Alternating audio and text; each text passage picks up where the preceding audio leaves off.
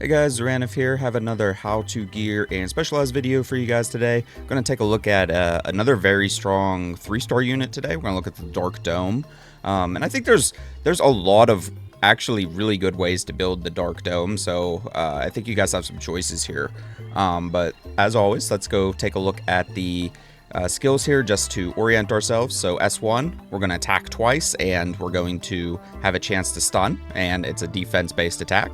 S2 is going to be a defense down. You're going to increase your attack bar if you crit. Again, defense-based attack. And then we have a really cool passive that whenever, basically when you attack, you're going to hit into an additional enemy, but it's going to do less damage. And there is also the accuracy bonus. So what that means is this is a pretty strong CC unit, so if you hit with your S1, you have a chance to stun, but it's also gonna like ricochet off of that unit and hit something else and have a chance to stun. And same thing for the defense down. So when you hit something, you know, you might be putting defense down on an additional enemy there. In terms of IVs, aim for plus defense, plus HP is okay too, but minus attack for sure. So, you know, a minus 10 attack IV would be kind of perfect on this. For stats, what I recommend you guys do, she is a little bit stat hungry, and there's a couple different ways you can go. So I have one option on the screen here, but I'll talk through some other things you guys can do too that I think work really well. So for this particular build, what I recommend is try to, you know, it's a defense-based attacker, so, you know, give it some good defense here. So I'd say plus 2,000 is a good benchmark to aim for. You want it to be survivable too, so, you know, plus 10,000 HP would probably be helpful. You could still get sniped by some ignored defense units. You know, if that's really your concern, you could pump in a bunch of HP to try to survive that. But I think this works for a lot of situations. Plus 10,000 HP, plus 2,000 defense. We want accuracy because we want to land the stun and the defense down, so you want to give her you know, as much accuracy as you guys can. She also has that bonus on the S2 where you're going to get attack bar if you crit, so she also wants crit rate. That said, I think one area where you guys could sacrifice a little bit on her is crit damage. I don't think of her really as a damage dealer per se, so I do like the crit rate on her for the S2 cycling. But, you know, like I said, she's very stat hungry, so crit damage is maybe something you guys could sacrifice a little bit of to help some of these other stats. Probably want some resistance here. Everything needs resistance in this current meta. Give her as much, you know, give her as much resistance as you can spare. Couple things here with the speed. So, this unit, I have a slower one on here. This unit also works really well if you build her super fast. If you can get her to just keep cycling turn and spitting out a whole bunch of CC, that's perfectly fine too. If you want to build this thing really fast, go for it. That also totally works. This one here is just a little bit slower. Gear sets, I have it on defense, and defense. Options for you guys. So for slot 2, I think you could run speed, you could run defense, you could run HP. For slot 6, you could run accuracy or resistance or HP. You have a lot of options here. Just trying to, I'd say just aim for whatever stat you're trying to get for this slot. And then, you know, this one could be HP or defense, or if you need to, you could use crit rate here. That's another option. So I think there's a lot of ways to get to the stats with her runes. I will click through these other ones, let you guys see what I have going on here. But definitely avoid anything with attack on it. That's really what you guys don't want to have. And for the specific sets here, I personally recommend Echo and Revenge. I think it's really fun.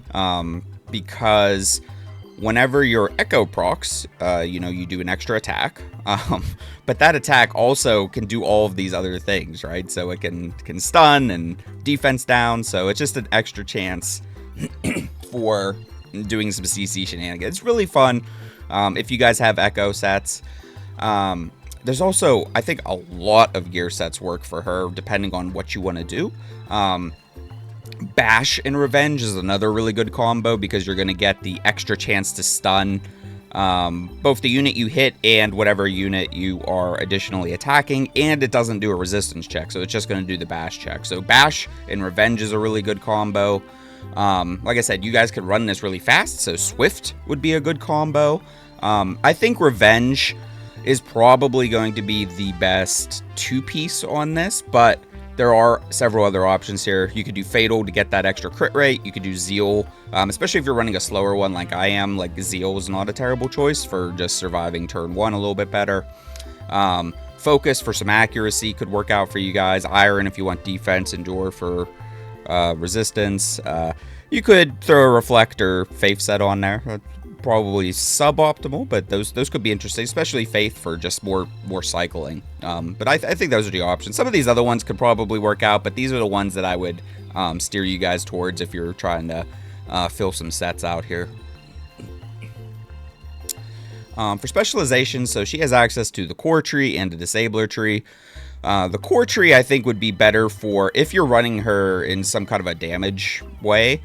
Core would probably be better, but I think for most situations, you're going to want to run Disabler. First row, we don't need attack at all, so skip Wicked. Just get that accuracy. A lot of these, so going down through here, a lot of these in the Disabler chart are not great, but we're just going to take the best of the options that we have.